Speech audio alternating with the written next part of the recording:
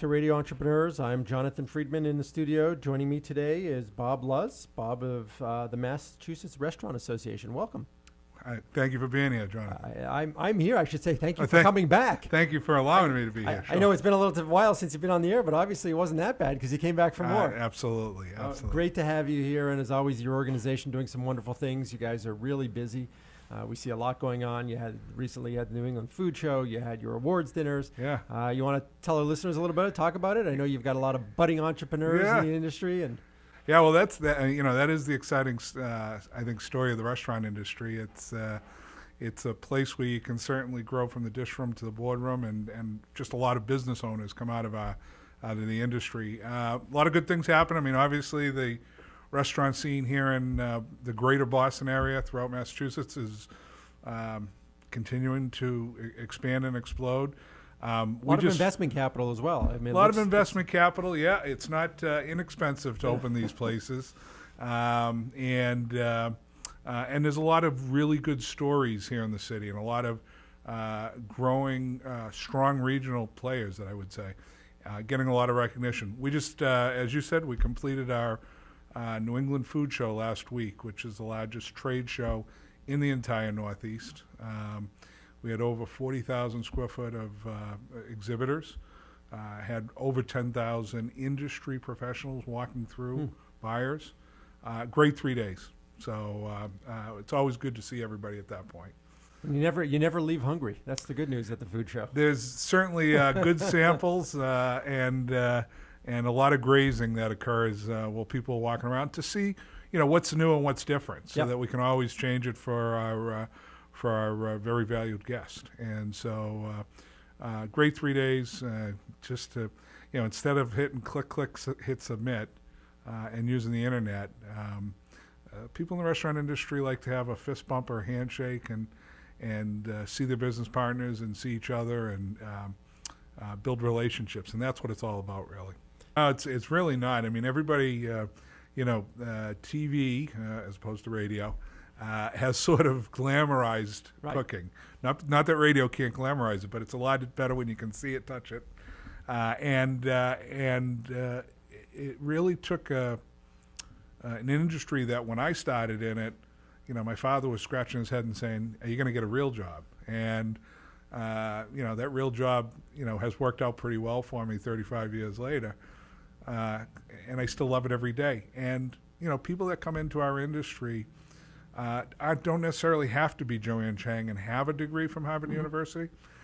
You can work real hard, and if you treat people with dignity and respect and treat your employees really, really well, and then in turn they do a great job of treating their guests well, people can go, really strongly into middle income and beyond. And again, in Massachusetts, we employ directly in the restaurants and hotels and the food and beverage industry, not the people that supply the industry, just within those four walls.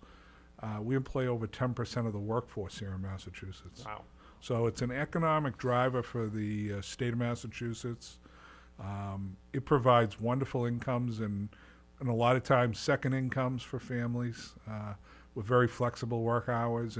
And sometimes we get wrapped around a little bit, by big union labor and others that want to bemoan the fact that we pay a sub-minimum wage to our servers, for instance.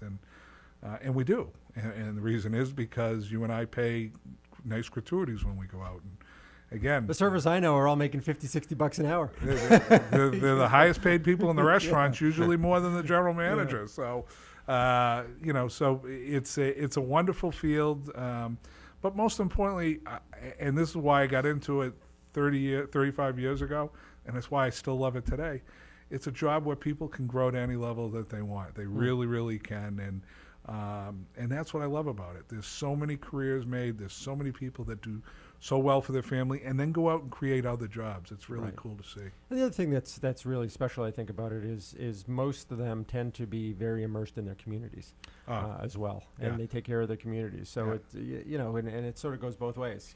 People are very passionate about restaurants that close in their communities and support the owners. But Tell us, what are you seeing? One of the challenges, obviously, as we alluded to earlier, is capital, and it's very expensive to open a restaurant now. How are people getting started? What's the key? It used to be people said, location, location, location, and when you go back and strip everything else away, you have a good location, you're going to make it. It's much more complex than that today. Yeah, it is. One of the interesting things is, and this is actually going to be something we have to be concerned about as well as we go forward. There's a lot of developers that are looking for the next hot chef to put in their new development, their new a lot of hotels, building, hotels, office buildings, lifestyle communities, apartment complexes.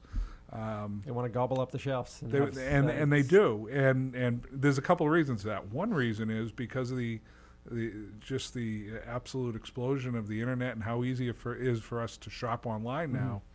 You're seeing less and less brick and mortar buildings that used to populate these neighborhoods. And the thing that is pretty unique about the restaurant industry is you can't internet out. I mean, I always tell people, you get great job security. If you're going to culinary school, you're not going to be technologized out of a job in the restaurant industry. And so restaurants are there, and so there's a lot of attraction for new developments to put them in. So now all of a sudden we're getting seed money from some of these developers, which is great. The one thing that gets me a little concerned is not every great chef is necessarily ready to run a $2 or $3 million business. They make great food, and right. There's a lot of elements to it, though. Yeah. And so we just got to be careful as we do that. And I think they are. And I think the good news is a lot of the chefs that are recognizing that if they don't have that experience, they're asking for help. But that is one of the concerns. But there's different forms of capital that are becoming available to people that want to get into the restaurant business that probably weren't available, 5 and 10 years. Certainly not 5 years ago, when not a bank on the street would loan a restaurant. So it seems